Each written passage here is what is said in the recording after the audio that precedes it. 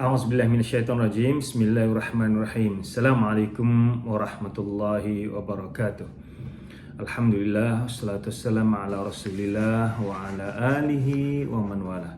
Asyhadu an la ilaha illallah wahdahu la syarikalah wa asyhadu anna Muhammadan abduhu wa rasuluh. Allahumma salli wa sallim ala sayyidina Muhammad sayyidil anbiya'i wal mursalin wa qaidil mujahidin wa imamil muttaqin wala adwana illa ala zalimin. Sidang penonton yang dimuliakan oleh Allah SWT, alhamdulillah, syukur pada Allah SWT, kita masih lagi diberikan kesempatan oleh Allah SWT untuk berada di penghujung bulan Ramadan ini. Bulan Ramadan akan berlalu pergi, tidak lama lagi. Tetamu yang agung, tamu yang cukup mulia akan pergi meninggalkan kita. Semoga Allah berikan kesempatan untuk kita dapat memanfaatkan sepanjang waktu yang berbaki yang berada di bulan Ramadan, dan Allah berikan kita peluang untuk berada di bulan Ramadan pada tahun akan datang, insya-Allah. Amin amin ya rabbal alamin. Insya-Allah, pertemuan kali ini kita akan bincangkan tentang susunan Al-Quran. Bagaimana Al-Quran disusun mengikut seperti mana yang ada pada kita sekarang, bermula dengan surah Al-Fatihah, diakhiri dengan surah An-Nas, sebanyak 30 juzuk bersamaan dengan 114 surah. Al-Quran ada 30 juzuk dan mengandungi keseluruhan 114 surah kesemuanya. Baik, bagaimanakah Al-Quran disusun? Al-Quran tidak disusun mengikut waktu ia diturunkan. Sebab ayat yang pertama yang diturunkan ialah surah Al-Alaq, Iqra bismi rabbikal ladzi khalaq. 5 ayat yang pertama. Dan 5 ayat yang pertama ini tidak berada di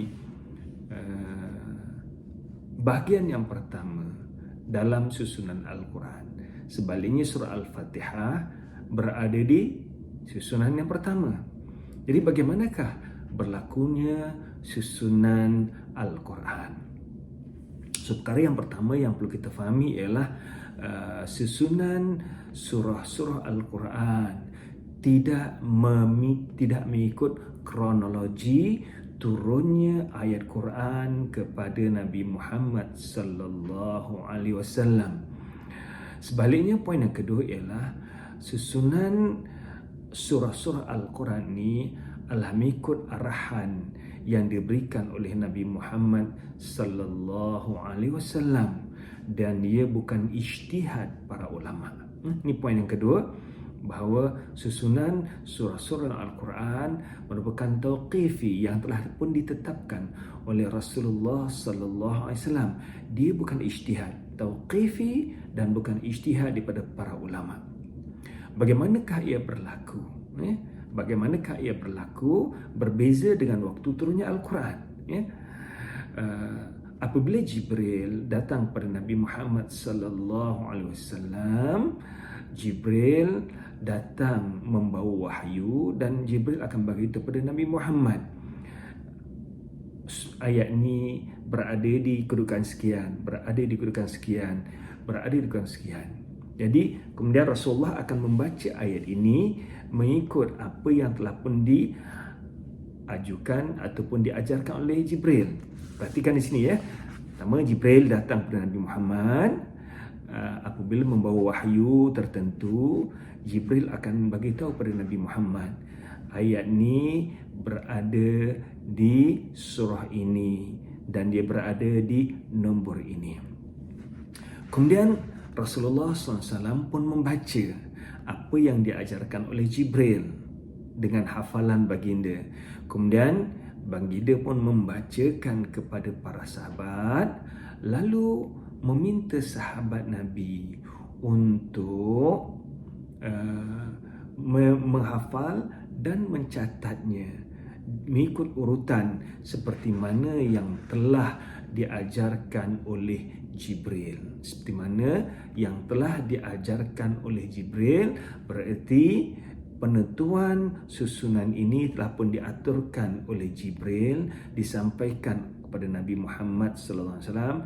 Pastinya Jibril mendapat arahan daripada Allah SWT, dan Jibril sampai kepada Nabi Muhammad, lalu Nabi Muhammad menghafalnya, dan baginda sampaikan pada para sahabat untuk dihafal mengikut turutan surah Al-Quran, mengikut turutan surah Al-Quran. Dan sebagai tanda bahawa penentuan ayat-ayat Quran yang diatur dalam Quran ni adalah secara tauqifi, bukan ijtihad para ulama, ialah bagaimana Rasulullah SAW memberikan arahan kepada para sahabat, yang pertama. Yang kedua, Rasulullah sallallahu alaihi wasallam membaca ayat-ayat Quran ni dalam solat mengikut urutan. Contoh dia, kita lihat bagaimana hadis yang agak panjangnya Nabi Muhammad sallallahu alaihi wasallam sembahyang sunat. Ketika itu Huzaifah bin Yaman menjadi makmum pada baginda dalam qiyamul lail. Baginda membaca surah Al-Baqarah, Alif Lam Mim Zalikal Kitabu La Raiba Fi Hudal Lil Muttaqin, sampailah Huzaifah merasakan ni selepas ayat yang ke-100 Rasulullah akan rukuk. Surah Al-Baqarah berapa ayat semuanya? Surah Al-Baqarah ada 286 ayat. 286 ayat, masuk sampai juzuk yang ketiga, masuk panjang.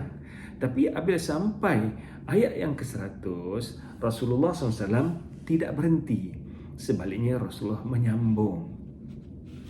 Kemudian apabila demikian, Huzaifah pun menyangkakan bahawa Rasulullah lepas habis surah Al-Baqarah ni dia akan berhenti. So poin di sini kita lihat bagaimana Rasulullah SAW membaca ayat surah Al-Baqarah daripada pertama sampai akhir, nak menggambarkan bahawa susunan surah Al-Baqarah itu telah pun diajarkan oleh Rasulullah SAW kepada para sahabat, di mana Rasulullah SAW membaca surah Al-Baqarah daripada awal hingga akhir yang mengandungi 286 ayat.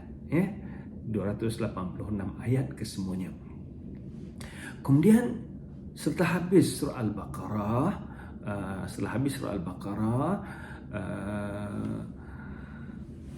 Rasulullah tak rukuk. Rasulullah baca surah An-Nisa, dan surah An-Nisa ada 176 ayat. Surah An-Nisa ada 176 ayat. Kemudian Rasulullah balik semula kepada, selepas habis surah An-Nisa, Rasulullah baca surah Ali Imran, surah Ali Imran, dan surah Ali Imran ada 200 ayat. Total semua adalah 6 juzuk.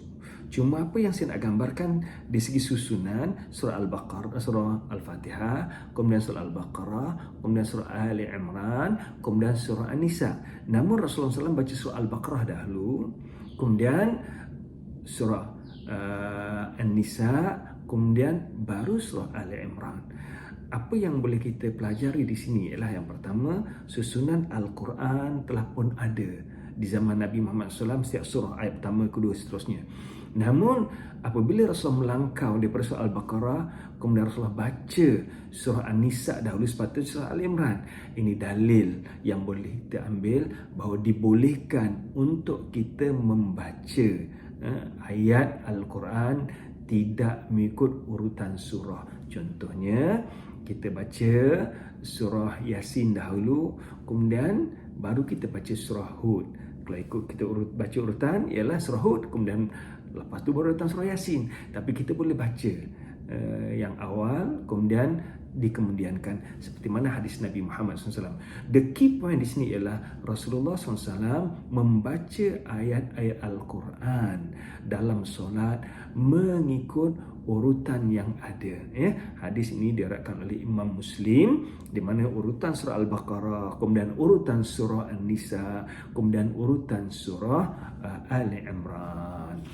So ini dalil yang jelas bahawa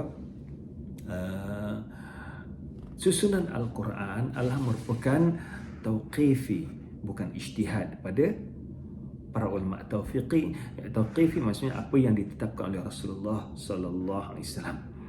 Kemudian para sahabat pun menghafal ayat-ayat Quran ini mengikut susunan yang telah pun diaturkan oleh Rasulullah SAW. Kemudian seterusnya, sebelum wafatnya Rasulullah SAW pada 2 tahun yang terakhir, Jibril bertadarus di bulan Ramadan bersama dengan Rasulullah SAW 2 tahun turut-turut, dan tadarus ini Jibril membacakan mengikut susunan daripada surah Al-Baqarah, surah Al-Fatihah sampailah surah An-Nas, dan ia dihafal oleh Rasulullah SAW, dan kemudian Rasulullah mengajarkannya kepada para sahabat.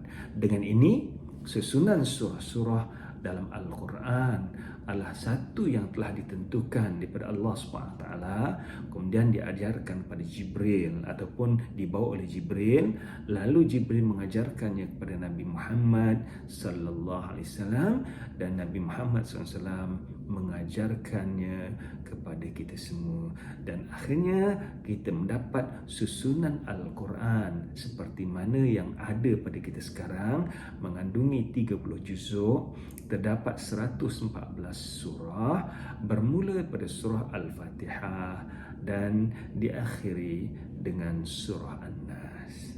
Allah a'lam bissawab. Assalamualaikum warahmatullahi wabarakatuh.